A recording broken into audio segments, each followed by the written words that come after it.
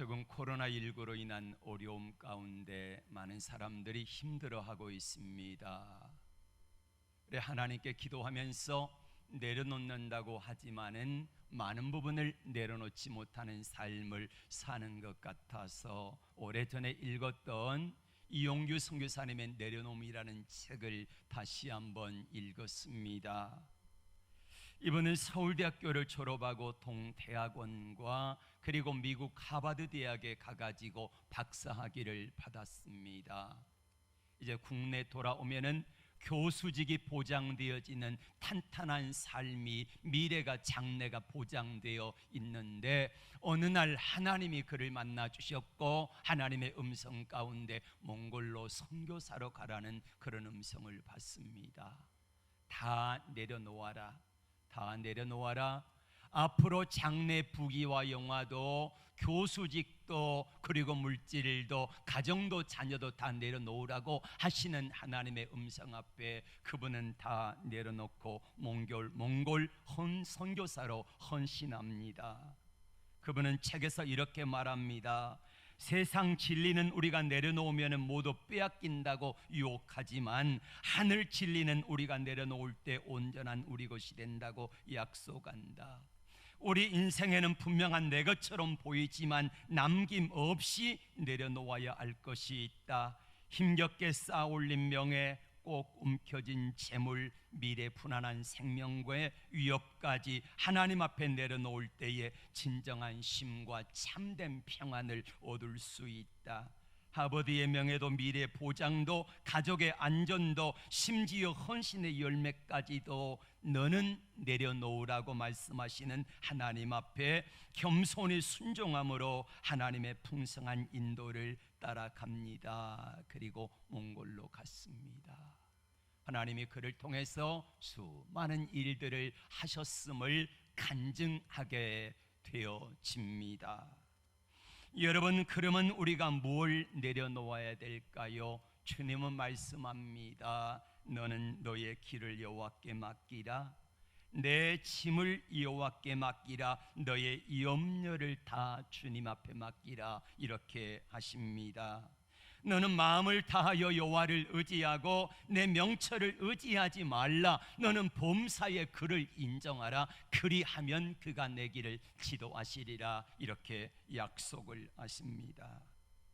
하나님께 내려놓아라 그래요. 무엇을 내려놓으라고요? 나의 길을, 나의 짐을, 나의 염려를, 내 생각을, 나의 장래를, 나의 모든 것들을 하나님께 내려놓으면은 그분이 인도하시겠다고 약속하고 계심을 믿습니다. 여러분이 잘 아시는 예화입니다. 한국교회 초창기의 일이지요. 당시 비포장길에다가 힘들고 어렵고 그렇게 살던 시기에 자동차가 귀하던 시절입니다. 창을 갈라치면 数킬로를 걸어서 그렇게 가는데 어느 할머니 한 분이 보따리를 이고 치고 들고 그렇게 장을 가는가 봐요. 선교사님이 가다가 차를 멈춰서 할머니 타세요 했습니다. 이 할머니뿐만 아니라 많은 분들이 차에 타고 있는데 이분이 선교사님 옆자리에 타셨나 봐요. 근데 이 선교사님이 가만히 보니까 할머니가 머리에다가 보따리를 이고 차가 이리 움직이면 이리 갔다가 저리 움직이면 저리 갔다가 그렇게 하고 있는 모습을 보고 말씀했습니다. 할머니, 머리에 있는 보따리 내려놓으세요 했더니 할머니가 뭐라 그래요? 아이고, 제가 몸뚱이 하나 맡긴 것만도 그런데 이 짐까지 어찌 맡길 수 있겠습니까? 라고 했다지요. 참 웃지 못할 일입니다. 그런데 이 웃지 못할 일들을 우리들이 하고 있지는 않습니까? 하나님이 우리에게 수고하고 무거운 짐진 자들아 다 내게로 오라. 내가 너희를 쉬게 해줄게. 할렐루야. 그렇게 하나님이 말씀하시는데 하나님께 우리의 수고하고 무거운 짐들을 가지고 나가서 맡기긴 했는데 일부분만 맡기고 있다는 거예요. 예. 우리가 차에 탔으면은 하나님 앞에 믿음으로 섰으면은 그분 앞에 우리가 몸만 맡기는 것과 우리가 지고 있는 수고하고 무거운 짐들을 맡기는 것과 무슨 차이가 있을까요? 그분 앞에 맡기되 온전한 믿음으로 맡기기를 주의 이름으로 축복합니다. 내려놓으면 나를 비우고 하나님께 맡기는 삶의 결단입니다. 내가 내려놓아야지, 나를 비워야지, 내가 맡겨야지 그분이 맡아주지 아니하시겠습니까? 영적 세계에서 내가 비운다는 것은 뭔가로 하나님이 채워주시는 것을 기대하고 내가 비우는 거잖아요. 내가 내려놓는다는 전제 조건은 뭡니까? 누군가가 맡아줄 것을 믿는 믿음. 하나님 앞에 내려놓으면은 하나님이 나의 내려놓음을 맡아주실 거라고 하는 믿음이 있는 사람들이 내려놓게 되는 것입니다. 하나님은 왜 내려놓으라 말씀하실까요? 내가 내려놓아야지 그분이 받아주실 거 아니에요. 내가 맡겨야지 그분이 맡아주실 거 아니에요. 내가 비워야지 그분이 채워주실 거 아니겠습니까? 그래서 주님은 우리에게 내가 내려놓아라, 내가 맡아주겠다, 내가 비워라, 내가 채워주겠다 이렇게 약속하신 앞에서 우리는 그분을 신뢰하는 사람들이 하나님께 내려놓고 하나님께 맡기고 나갈 때에 그분께서 채워주시고 그분께서 맡아주시는 은혜들을 경험하게 되는 것입니다. 출애굽기 2장에 보면은 모세 부모가 모세를 내려놓았습니다. 3개월을 길렀어요. 이 아이를 더 이상 기를 수 없습니다. 만약에 모세가 발견되어지면 이제 남자가 나면은 다 죽이라 그랬잖아요.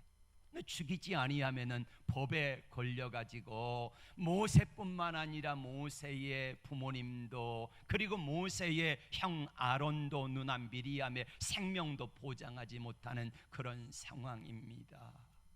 내가 더 이상 감당할 수 없어서 하나님께 기도하고 하나님 앞에 내려놓습니다. 나일강에다가 이제 방주를 만들었, 뭡니까 이게 갈대 상자로 방주를 만들어 가지고 그것을 띄어 보내잖아요. 하나님께 내려놓습니다. 근데 여러분, 내려놓지 못하는 상황은 너무나 많아요. 나일강의 강물이 처음에는 잔잔하지만은 흘러내려갈수록 세집니다. 뿐만 아니라 크로코다일이라고 하는 나일 악어도 유명하잖아요. 예. 그러면은 모세의 생명을 보장할 수 없는 환경이 더 많다는 거예요. 선택해야 합니다. 내가 모세를 데리고 있다가 발견되면은 다 죽을 것인가, 아니면은 하나님께 이 아이의 생명을, 이 아이의 장래를, 이 아이의 모든 것들을 내려놓을 것인가, 이거를 결단해야만 합니다. 모세 부모는 드디어 기도하고 하나님 앞에 내려놓았습니다. 그랬더니 하나님께 내려놓았더니, 하나님께 나의 수고하고 무거운 짐을 내려놓았더니, 나의 염려를 내려놓았더니, 나의 짐을 내려놓았더니 하나님께서 그 모세를 건져 올리시는데 마침내 애굽 왕의 딸 공주가 그 아이를 건져내 가지고 자신의 아들로 입양하잖아요. 그리고 뿐만 아니라 모세의 어머니 아버지는 모세 때문에 양육비를 받고 이 아이를 양육하잖아요. 애굽의 군사들이 괴롭히고 애굽의 군사들이 위험 요소가 되었는데 이제는 애굽의 군사들이 모세의 집을 지켜주는 그런 놀라운 역사를 받으면서 모세를 기르게 되었더라, 이 말입니다. 우리는 많은 경우에 내려놓지 못하는 이유들을 하나님께 말씀합니다. 하나님, 이 아들 죽이시렵니까? 이 아들 내려놓으면 어떻게 됩니까? 강물에 떠내려간다든지 뒤집힌다든지 악어들이 먹어버린다든지 할 수 있는데 할 수 없는 생각들을 자꾸 하니까 하나님 앞에 내려놓지를 못한다는 거예요. 왜 우리가 내려놓지 못할까요? 하나님을 신뢰하지 못하기 때문 아닐까요? 하나님을 믿지 못하기 때문에 내려놓지 못하는 거 아닐까요? 하나님은 내려놓으라 그러는데 하나님께 내려놓지 못하는 이유는 아직까지 하나님을 믿지 못하겠다는 거지요. 사단 마귀는 우리에게 이렇게 유혹합니다. 너 내려놓는 순간 끝장나는 거야. 너 내려놓는 순간에 만약에 내가 믿는 하나님이 붙잡아주지 않으시면 어떡할래? 그렇게 유혹을 합니다. 이게 마귀의 유혹이에요. 하나님을 믿지 못하게 하는 환경들이 너무나 많습니다. 하나님을 신뢰하지 못하도록 하는 환경들이 너무나 많다는 거예요. 근데 하나님이 내려놓으라고 하신 것은 더 좋은 것을 주시고자 하심인 줄로 믿습니다. 내려놓음이라는 책에 보면은 몽골의 한 여자 청년이 집에 소를 잃어버렸어요. 못 사는 나라에 소는 큰 재산이 있잖아요. 근데 소를 찾아야 합니다. 그날이 마침 주일입니다. 이 여자 청년이 온 들판을 뛰어다니면서 소를 찾았는데 없는 거예요. 시간을 보니까 예배당에 가야 될 시간이고 예배는 벌써 시작했을 것 같고, 그래서 소를 찾다가 안 되니까 들판을 가로질러 가지고 땀을 뻘뻘 흘리면서 예배 시간에 늦게 예배당에 도착을 했습니다. 자초지종을 이야기합니다. 소를 찾다가 못 찾아가지고 하나님 앞에 다 내려놓고 그리고 예배당에 뛰어왔다는 거예요. 선교사님과 성도들이 이 말씀을 듣고 하나님 앞에 기도하기 시작합니다. 하나님, 저 아이가 하나님 소 대신에, 소를 찾는 대신에 하나님을 선택했습니다. 뛰어다니며 소를 찾는 것 대신에 하나님께 예배드리는 이 일을 선택했습니다. 그러니 하나님 도와주세요. 하나님, 내가 내 스스로 무엇인가를 하다가 내가 안 되고 실패하면은 내가 실패하는 거지만은 저 청년이 하나님을 신뢰하고 하나님 앞에 남아서 하나님께 내려놓고 맡기는 이 삶을 살아갈 때에 하나님 들어주지 아니하시면 하나님이 영광 가리우는 것입니다. 그러며 간절히 하나님께 기도하고 예배를 드렸습니다. 근데 여러분, 희한하게요, 예배가 끝나고 보니까 밖에서 소가 음메 하고 우는데 나가서 보니까 그 소들이 다 거기 예배당에 와 있는 거예요. 소가 어디로 가야 맞습니까? 자기 집에 가야 맞잖아요. 자기 집에 가지 아니하고 어디에 와요? 예배당에 와 있는 거예요. 그러니까 그것을 바라보는 성도들이 어땠겠습니까? 야, 하나님 앞에 우리가 기도하면은 하나님이 들어 응답하여 주시는구나 하는 것을 거기 모인 모든 사람들이 다 깨닫고 간증하게 되어지는 역사가 나타난 줄 믿으시기를 바랍니다. 이렇게 하나님의 역사하셨고 하나님의 일하심을 보여주셨다는 거예요. 하나님께 내려놓았더니 하나님께서 그 역사를 이루어 주셨다 하는 것입니다. 이 소녀는 소가 아닌 예배의 기쁨을 선택할 때에 소도 찾고 예배도 드리는 은혜를 경험하게 되었더라, 이렇게 그 책에 고백하고 있습니다. 오늘 본문에는 아브라함의 내려놓는 이야기가 나옵니다. 아브라함은 75세에 갈대아 우르에 살다가 하나님의 부르심을 받았습니다. 하나님이 말씀하십니다. 너는 본토 친척의 아비의 집을 떠나 내가 내게 지시할 땅으로 가라. 그래서 아브라함은 갈 바를 알지 못하고 갔다고 그랬어요. 하나님이 인도하심을 따라 음성을 따라서 가다가 하란이라고 하는 곳에 머물렀습니다. 그곳은 하나님이 말씀하시고 하나님이 약속하신 땅이 아니에요. 그 땅 하란이라고 하는 것은 당시로서는 굉장히 발달한 도시였습니다. 교통의 요충지였고 상업의 요충지였기 때문에 말하자면 문화와 문명이 발달한 곳이에요. 살기 좋은 땅입니다. 얼마든지 일자리도 있고 벌어먹을 수 있는 땅이었다는 거예요. 그 땅에 머무르게 됩니다. 하나님 앞에 4분의 1의 순종을 하는 거지요. 너는 본토 친척 아비의 집을 떠나 내가 뭐라고요? 지시할 땅으로 가라 그랬는데 그 땅을 가지 않는 겁니다. 먼저 하나님이 말씀하신 것이 너는 본토 친척 아비 집을 떠나라 그랬지요. 자, 본토를 떠났습니다. 친척과 아비 집을 떠나라 그랬는데 친척 롯을 데리고 갑니다. 아버지 테라를 모시고 갑니다. 그렇게 해서 어떡합니까? 하란 땅에 머무르다가 그 땅에 머무르면 안 되는 거예요. 어디까지 가야 되는 거예요? 가나안 땅까지 내려가야 돼요. 그런데 가지 아니하니까 하나님께서 어떡합니까? 자기 아버지 테라를 거기서 데려가십니다. 그리고 나자 아브라함은 약속의 땅 가나안 땅으로 들어갑니다. 근데 여러분, 아브라함이 순종한데 네 가지입니다. 본토 떠나라, 친척 아비 집을 떠나라, 그리고 뭐예요? 내가 지시할 곳으로 가라, 이렇게 말씀하셨습니다. 근데 아브라함은 하나님 앞에 순종을 하긴 아는데 온전한 순종, 온전한 내려놓음이 되지를 않습니다. 왜냐? 아브라함도 겁났겠지요.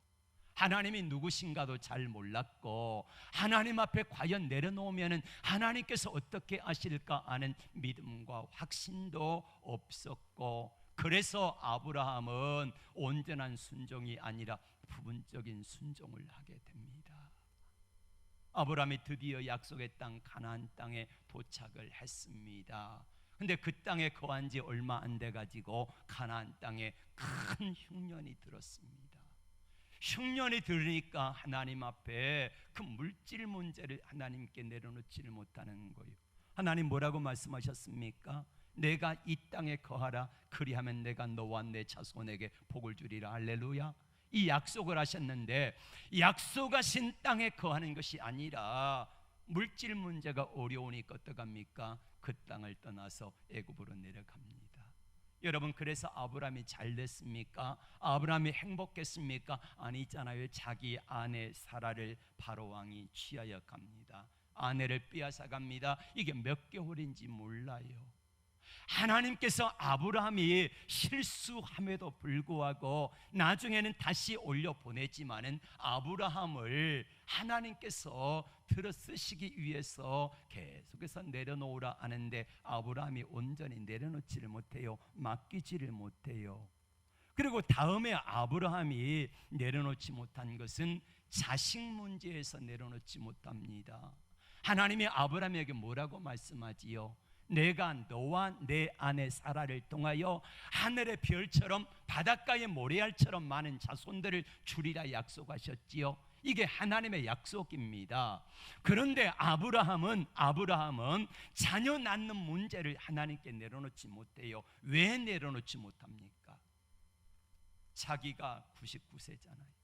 자기 아내가 몇 살입니까? 그는 89세잖아요. 성경은 이렇게 말씀합니다. 자기 아내 사라의 경수가 끊어졌다. 그러니까 다시 말하면 생물학적으로 자기 아내 사라가 죽은 나이라는 말이에요. 아이를 낳을 수 없는 그런 상태라는 말이에요. 그러니까 하나님께 내려놓지 못하는 겁니다. 가나안 땅에 거한 지 10년째 되는 해에 85세 아브라함이 어느 날 사라가 이렇게 말합니다. 여보, 저 몸종 사라를 통해서, 아니 하가를 통해서 아들을 낳으세요. 그래서 사라의 말을 듣습니다. 하나님의 말씀보다, 하나님이 내려놓으라 말씀하시고 하나님이 약속하신 그 말씀과 하나님의 계획보다 사라의 말이 하나님의 음성보다 더 크게 들린 거예요.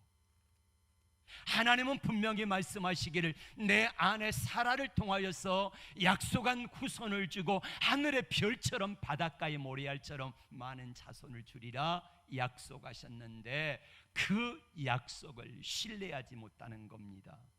누구를 못 믿는 거예요? 하나님을 믿지 못하는 거예요.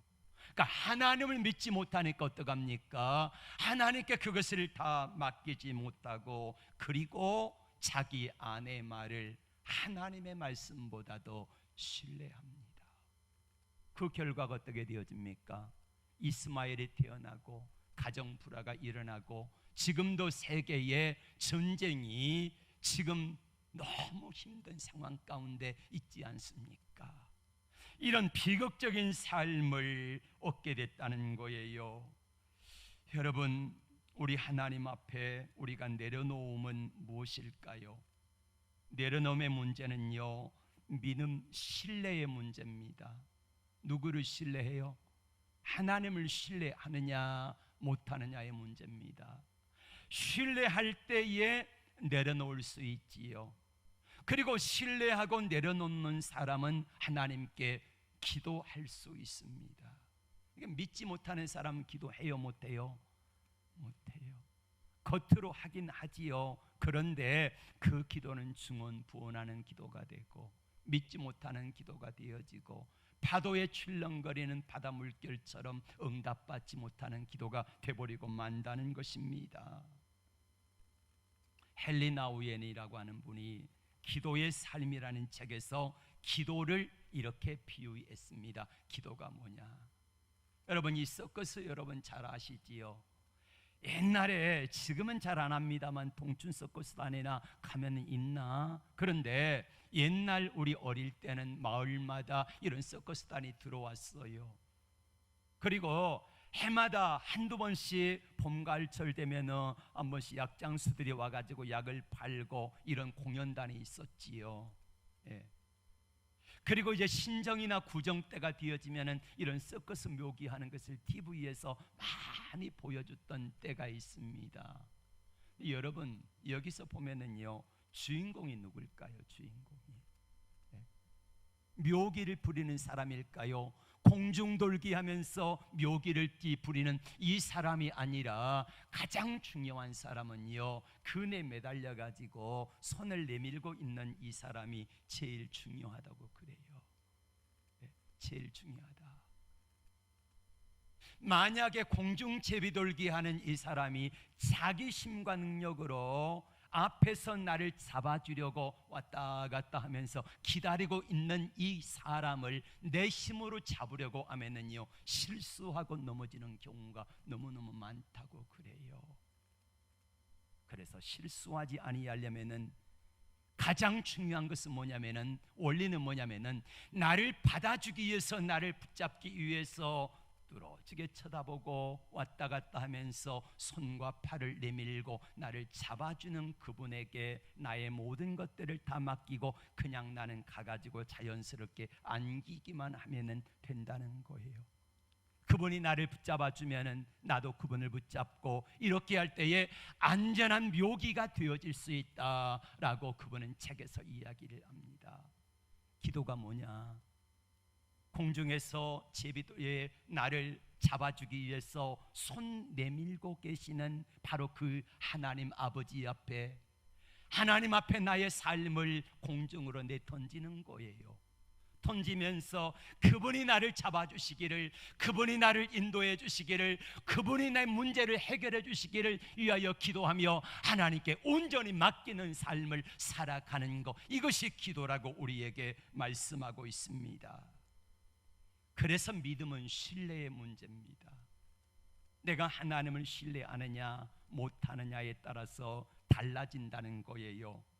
하나님을 신뢰하기에 성공하지 못하면은, 내가 그분을 의지할 때에 그분이 나를 잡아주지 아니하면 어떠할까라는 두려움이 없이 그냥 다 맡기는 거예요.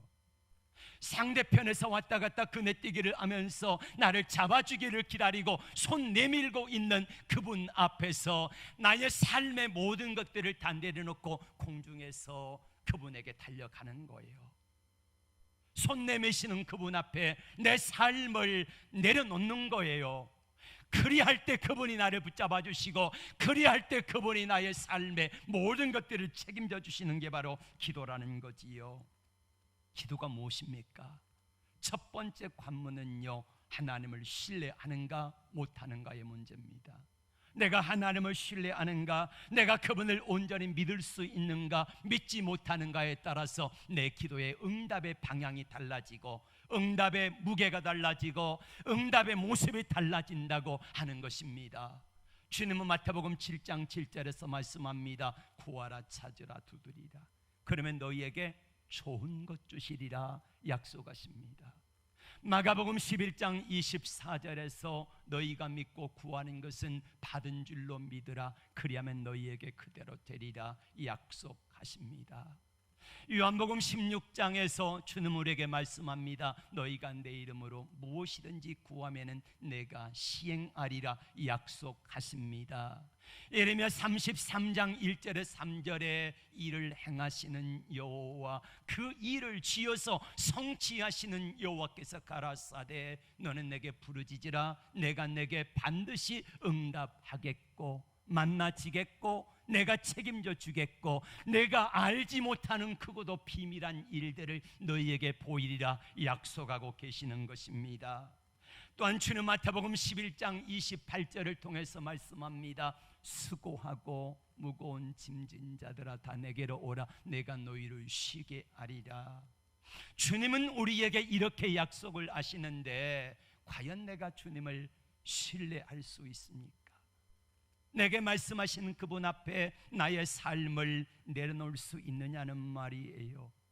하나님이 내 앞에서 그네떼기를 하면서 왔다 갔다 하시면서 나에게 한순간도 눈을 떼지 아니하시고 내가 이리 가면 이리 가고 내가 저리 가면 저리 가면서 하나님께서 나를 받아주기 위해서 하나님이 내 손을 잡아주기 위해서 기다리고 계시는데 그분을 내가 신뢰할 수 있느냐 하는 것입니다.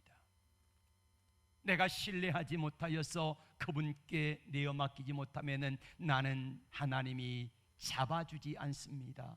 내가 그분 앞에 온전히 신뢰하지 못하여서 그분을 잡는데 내 방법대로 내 능력과 내 힘을 가지고 그분을 잡으려고 할 때에 우리는 실수하고 넘어지는 경우가 허다하다는 것입니다. 기도의 맛을 알고 기도의 능력을 체험하는 사람들은 하나님을 온전히 신뢰하는 사람입니다.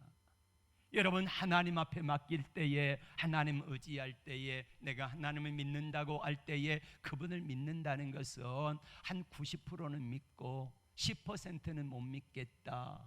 그러면 세상적인 점수로는 뭡니까? 90점이지요. 이만하면 되지요. 그런데 그 사람은요 10%가 의심이 들고 그분을 신뢰하지 못하고 그렇게 나가는 사람은 야고보 1장에서 말씀하고 있는 것처럼 의심하는 기도, 믿지 못하는 기도, 하나님을 신뢰하지 못하는 기도는 절대로 응답받을 수 없는 기도라고 주님은 우리에게 말씀하고 있습니다. 여러분, 성경의 수많은 사람들을 보세요. 이 사람들이 하나님 앞에서 어떻게 내려놓았는가 하는 것을 보시기를 바랍니다. 그분들이 하나님을 어떻게 신뢰합니까? 우리는 믿음의 사람 다윗 이야기를 너무나 잘 알고 있습니다. 그는 하나님을 신뢰하는 사람으로 유명하잖아요. 하나님께 자신의 삶을 다 내려놓고 그분을 신뢰하며 살아갑니다. 목동에 되었을 때도 하나님을 신뢰합니다. 그리고 오늘 골리앗 앞에 섰을 때에도 하나님을 신뢰합니다. 그래서 골리앗 전쟁에서 이기잖아요. 뿐만 아니라 다윗은 왕이 되어서도 하나님을 신뢰합니다. 그렇게 매 순간 매 삶의 모든 것에서 하나님을 신뢰합니다. 가끔은 한두 번 넘어지기도 했지만은 다윗은 삶의 모든 부분을 하나님을 신뢰하면서 그렇게 나갔을 때에 마침내 하나님은 다윗을 성군되게 하심을 믿습니다. 여호수아가 10장에 보면은 이제 전쟁을 하게 됩니다. 이스라엘 백성들이 파죽지세로 여리고성을 무너뜨리고 아이성을 무너뜨리고 막 중간에 허리를 끊고 밑으로 내려오는데 남쪽에 가나안 땅에 살고 있는 사람들이 5개 나라가 연합해 가지고 이스라엘을 쳐 공격해 옵니다. 이때 하나님 앞에 여호수아가 신뢰하잖아요. 하나님, 제가 하나님을 신뢰합니다. 광야 40년 동안 우리와 함께 하시되 낮에는 구름 기둥으로 함께 하셨고 밤에는 불 기둥으로 우리를 인도하셨던 하나님을 믿습니다. 요단강물을 갈리우신 하나님을 내가 믿습니다. 여리고성을 무너뜨리신 하나님의 능력을 믿습니다 하고 하나님을 신뢰하게 됩니다. 그때 성경은 이렇게 말씀하지요. 여호수아 10장 10절에 여호와께서 그들을 이스라엘 앞에서 패하게 하심으로, 하나님이 이스라엘 앞에서 저들을 피하게 하셔서 도망가게 하시는데 하나님이 우박을 비처럼 내리셨다고 그래요. 그래서 남부 연합군들이 엄청나게 많은 사람들이 왔지만은 그 남부 연합군들이 피하여 도망갑니다. 근데 이스라엘 백성들이 추격해서 가는데 날이 점점 어두워집니다. 그때 여호수아가 하나님 앞에 뭐라고 기도합니까? 하나님 내 기도를 이번만 들어주세요. 그리고 기도하는데 이렇게 하늘을 향하여서 명령하잖아요. 태양아 기브온 위에 머무르라, 달아 아얄론 골짜기에 머무를지어다. 여러분, 어떻게 태양을 향하여 머무르라 할 때 태양이 머무르고 달아 머무르라 할 때 달이 머무를 수 있겠습니까? 여러분, 이 기도를 여러분 할 수 있겠습니까? 밤중에 이제 낮에 해가 뉘엿뉘엿 넘어갑니다. 석양이 너무너무 아름다워요. 그 석양을 보고 싶어서 막 쏜살같이 솟산을 넘어가는 그 태양을 향하여서 명령합니다. 내가 예수 이름으로 명하노니 태양아 원미산 위에 머무를지어다. 예? 그러면 여러분 어떡하겠습니까? 속으로 나 미쳤나 봐 그러지 않겠습니까? 그런데요, 여호수아는 하나님을 신뢰하는 믿음이 있기에 그 믿음을 가지고 하나님 앞에 미친 거예요. 하나님 앞에 미치니까 하나님이 적어도 내 기도를 하나님이 들으신다고 하는 믿음이 있으니까 태양아 머무르라 달아 머무르라 하지 않겠습니까? 적어도 이런 믿음이 있으니까 그 기도를 드릴 수가 있다는 거예요. 여러분 솔직히 한번 생각해 말해 보세요. 여러분이라면 할 수 있겠습니까? 태양아 머무르라 할 수 있겠습니까? 이 여호수아의 믿음이 이 정도 믿음을 가지고 하나님을 신뢰하기에 그렇게 명령할 수 있었다는 거예요. 성경은 이렇게 말합니다. 여호수아의 기도에 응답하신 하나님이 역사 이전에도 없었고 이후에도 없었다라고 기록하고 있잖아요. 마가복음 2장에 보면은 한 사람의 중풍병자를 4사람이 떼매고 옵니다. 사람들이 많아요. 들어갈 수가 없습니다. 그래서 위에서 지붕을 뜯고 이 한 사람의 중풍병자를 침상째 내리잖아요. 이 4사람에게 어떤 믿음이 있어요? 우리가 이렇게 해서 이 중풍병자를 예수님 가까이 계신 곳에 내릴 때에 예수님이 분명히 치료해 주실 거라고 하는 뭐가 있어요? 믿음이 있는 거잖아요. 믿음이. 그래서 떼내서 내리는 거예요. 만약에 예수님이 안 고쳐주시면 어떡할까? 야단치면 어떡할까? 지붕값은 누가 물어줄까? 이거 염려하지 않았다는 거예요. 그때 예수님께서 뭐라고 말씀하십니까? 내 믿음이 너를 온전하게 하였느니라. 할렐루야. 이렇게 말씀하잖아요. 내 믿음이 너를 고쳤다는 거. 내 믿음이. 믿음을 다른 말로 말하면 오늘 본문 제목처럼 뭐예요?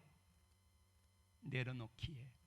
내가 이 사람을 내게 내려놓았구나. 내게 맡겼구나. 내가 나에게 맡긴 그것을 보고 내가 너를 축복하겠다 하면서 고쳐주었다고 하는 사실입니다. 이제 아브라함으로 돌아가 봅니다. 아브라함은 3번까지 하나님께 내려놓는 게 실패했거든요. 본토 친척 아비 집을 떠나라. 2번째로 물질의 문제 기근이 왔을 때에 그 문제를 하나님께 내려놓고 하나님 신뢰합니다. 살든지 죽든지 뜻대로 해주세요 라는 이 기도를 못했어요. 그리고 3번째로 아들 낳는 문제를 해결하지 못했습니다. 3번이나 연거푸 실패합니다. 아브라함이 말이에요. 3번이나. 그러자 어느 날 하나님께서 이삭이 20살쯤 되었을 때에, 아브라함이 120세쯤 되었을 때에 하나님이 어느 날 나타나서 말씀하십니다. 내 아들 독자 이삭을 나에게 번제로 바치라. 내가 지시하는 곳에 가가지고 내 사랑하는 아들 독자 이삭을 내게 번제로 바치라 라는 시험 문제를 하나님이 내셨습니다. 여러분 중요한 것은요, 아브라함이 또 우리가 생각해 봐야 될 것은 내가 섬기고 믿는 하나님이 어떤 분인가를 아셔야 합니다.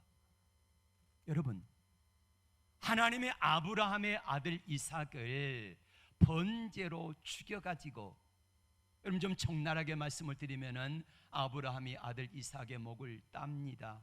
그럼 피가 흐르잖아요. 피가 다 빠지면은 목을 자릅니다. 손, 발을 자릅니다. 내장을 끄집어냅니다. 그리고 그 끄집어낸 몸통을 가지고 나무 위에 번제단으로 쌓아놓고 거기다 불을 질러서 하나님께 태워드리는 제사가 번제거든요. 내가 믿는 하나님은 그런 하나님이 아니잖아요. 내가 지금까지 믿어왔던 하나님은 그렇게 해서 사람의 번제를 받는 분이 아니잖아요.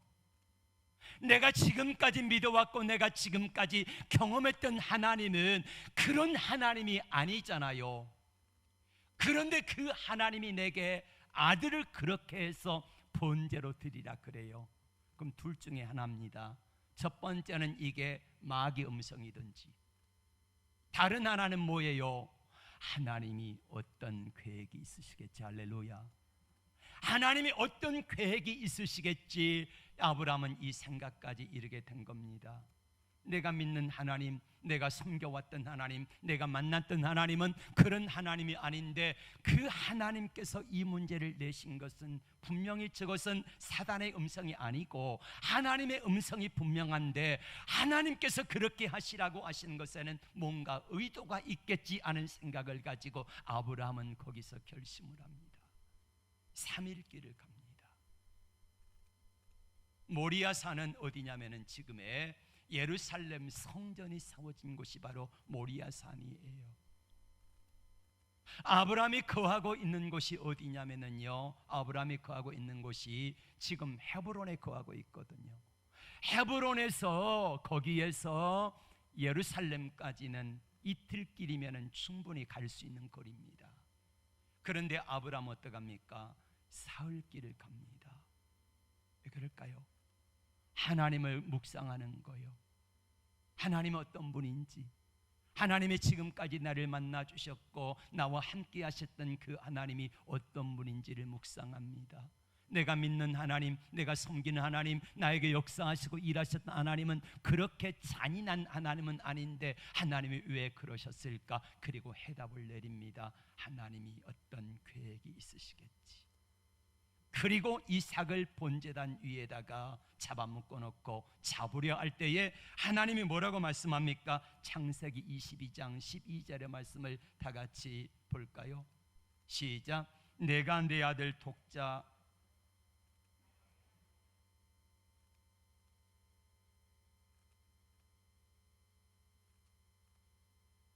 내가 이제야 하나님을 경외하는 줄을 아노라. 이 말씀을 다른 말로 바꿔보면 뭐라고 할 수 있을까요? 내가 이제야 나를 믿는구나. 내가 이제야 나를 신뢰하는구나. 내가 이제야 내 말에 믿고 다 내려놓는구나 하고 하나님께서 인정하셨다는 거예요. 내가 이제야 나를 믿어주는구나. 내가 무슨 말을 하든지 내가 저 이해가 되지 아니하고 도저히 믿어지지 아니하고 도저히 어떻게 할 수 없는 그런 상황 가운데서도 내가 나를 믿어주는구나, 내가 너를 인정해 줄게. 그러면서 하나님이 이런 축복을 주시는데 17절과 8절의 복입니다. 다 같이 읽겠습니다. 내가 내게 큰 복을 주고 내 씨가 크게 번성하여 하늘의 별과 같고 바닷가의 모래와 같게 하리니 내 씨가 그 대적의 성문을 차지하리라. 또 내 씨로 말미암아 천하 만민의 복을 받으리니 이는 내가 나의 말을 준행하였음이니라 하셨다 하니라. 이 복을 허락해 주셨습니다. 하나님은 아브라함이 시험 문제를 잘 풀기를 기다리고 계셨습니다. 아브라함이 시험 문제를 마침내 풀어내니까 하나님이 너무너무 기뻐가지고요, 아브라함에게 약속하신 그 축복을 다시 한번 허락해 주면서 하나님의 그 은혜와 축복이 자손 대대로 이루어진 것을 믿습니다. 여러분, 예수님이 십자가에 허무하게 죽으셨습니다. 그때 예수님이 부활하셨다는 소식이 들려요. 그런데 주님을 믿지 못하겠는 거예요. 주님을 신뢰하지 못하는 겁니다. 그래서 두 사람의 제자들이 쓸쓸하게 엠마오로 내려갑니다. 그리고 7제자 베드로를 비롯한 7명의 제자들이 갈릴리로 고기를 잡으러 갑니다. 주님을 신뢰하지 못한 거지요. 주님 뭐라고 말씀하셨습니까? 내가 반드시 십자가에 죽었다가 부활하리라 약속하셨지요. 그리고 부활하신 주님은 다시 오시겠다, 성령을 보내겠다 약속하셨죠. 근데 제자들은 주님을 신뢰하지 못한 겁니다. 그래서 엠마오로 가고 갈릴리로 가고 고기를 잡아요.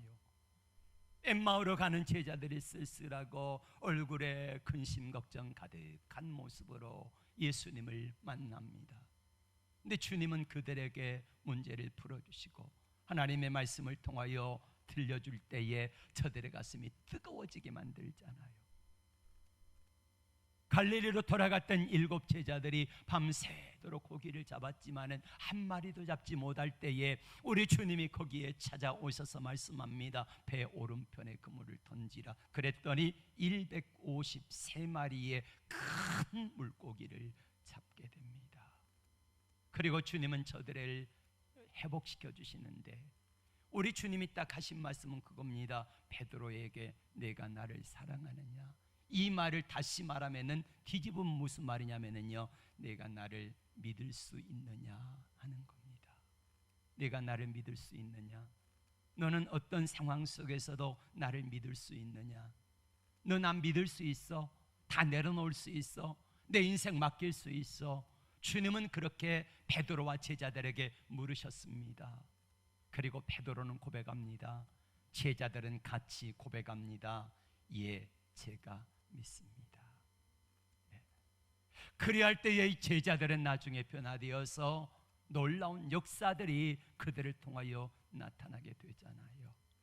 아브라함을 통하여 마침내 복의 근원 되게 하신 것처럼 오늘 주님은 우리에게 이 아침에 이렇게 찾아오셔서 묻고 계십니다. 너는 나를 신뢰할 수 있느냐? 너는 내려놓을 수 있느냐? 내 앞길도, 내가 가진 문제도, 물질의 문제도, 자식들의 문제도, 그리고 내 앞길도 내 앞에 다 맡길 수 있느냐? 이렇게 물으세요. 우리 주님은 맡길 수 없어서 몇 번이나 실수했던 아브라함에게 그를 만나주시고 결국 포기하지 아니하시고 한번 실수할 때 하나님은 그거를 그냥 넘어가 주세요. 아브라함이 애굽으로 내려갔을 때에 아브라함의 실수와 허물임에도 불구하고 하나님께서는 사라의 연고로 바로 왕에게 많은 보물과 짐승들과 그리고 모든 것들을 얻어서 오게 하는 그 모습으로 바꿔주시잖아요. 실수와 허물을 복이 되게 바꿔주셨다는 거예요. 두 번째로 하나님 앞에 이스마엘을 낳았지만은 그것도 역시 마찬가지로 하나님이 바꿔주시잖아요. 그러니까 인간이 연약하여 맡길 수 없을 때에, 끝까지 신뢰할 수 없을 때에 하나님 앞에 그래 나는 너 기다리다 지쳤다. 나 이제 너 상종 안 해. 나 너 포기할 거야. 하나님이 그리하지 아니하시고 어떤 상황 속에 있든지 하나님께서는 그 사람을 끝까지 붙들어 주시고 하나님께서 마침내 복의 근원이 되게 하셨던 것처럼 하나님께서 저와 여러분들을 향한 사랑도 포기하지 않는 사랑으로 함께 하십니다. 너는 나를 신뢰할 수 있느냐? 너는 나를 내려놓을 수 있느냐? 내게 맡길 수 있느냐? 내가 지금 힘들고 어려워도 너 나 신뢰할 수 있어? 맡길 수 있어? 끝까지 너 나 맡길 수 있느냐고, 믿을 수 있느냐고 우리 주님이 우리에게 묻고 계시잖아요. 다시 한번 공중군의 이야기를 해봅니다. 하나님이 이 편에서 한쪽 다리를 걸고 그리고 나를 잡아주기 위해서 두 팔을 내미시고 그리고 내가 무슨 일을 행하는가, 어디만큼 왔는가, 어떻게 잡아야 될 것인가, 이거를 기다리시면서 하나님의 손과 팔을 다 내밀고 계시는데 내가 해야 되는 것은 내가 할 수 있는 범위 내에서 내가 그분 앞에 뛰어야 될 때에, 내려놓아야 될 때에, 그분에게 맡겨야 될 때에 공중으로 몸을 날려가지고 비록 두렵고 무섭기도 하지만은 그분에게 내 삶의 전체를 맡길 때에 하나님께서 나를 가장 안전한 위치에서 가장 좋은 방법으로 나를 받아주시고 하나님께서 나를 영화롭게 해 주실 것을 믿습니다. 여러분, 이 공중제비 돌기를 하고 그리고 마침내 이것을 끝내고 폴대 끝에 섰을 때에 손을 막 흔들면서 그리할 때에 거기 모인 관중들이 뭐라고 합니까? 환성을 지르고 난리 나잖아요. 여러분, 우리가 이 땅에 살아갈 때에 하나님을 이렇게 신뢰할 수 없는 환경들이, 하나님을 믿지 못할 수 있는 환경들이 너무나 많고 사단 마귀가 유혹하면서 내 인생을 하나님께 맡기다가 하나님이 안 잡아주시면 어떡하냐, 하나님께 맡겼을 때 하나님이 책임져 주지 아니하시면 어떡하느냐 하면서 마귀가 유혹함에도 불구하고 내 삶을 그분에게 전폭적으로 맡기고 의지하며 나갈 때에 하나님께서는 마침내 우리가 이 세상 여정을 다 끝내고 폴대 위에 섰을 때에 관중들이 환호하는 것처럼 우리 하나님 아버지 앞에 섰을 때에 천국에 가 있는 수많은 사람들이, 천국에 가 있는 수많은 사람들이, 히브리서 11장의 믿음의 경주를 끝낸 사람들이 12장에 보면은 많은 사람들이 환호하잖아요. 우리가 하나님 앞에 갔을 때에 천국에 가 있는 수많은 사람들이, 여러분이 좋아하는 다윗이, 그리고 여호수아가, 오늘 마가복음 2장에 나왔던 네 사람이 한 명의 중풍병자를 떼먹어 왔던 그 사람들이 우리를 반겨 맞으면서 사랑하는 본향교회 성도 여러분, 수고하셨습니다. 큰일 하셨습니다. 잘하셨습니다 하면서 우리를 기쁨으로 맞아주며 환호해 주실 것을 믿습니다. 그 앞에 섰을 때 우리 모두가 칭찬과 영광과 존귀를 받는 그런 은혜가 있기를 주의 이름으로 축복합니다. 기도합니다.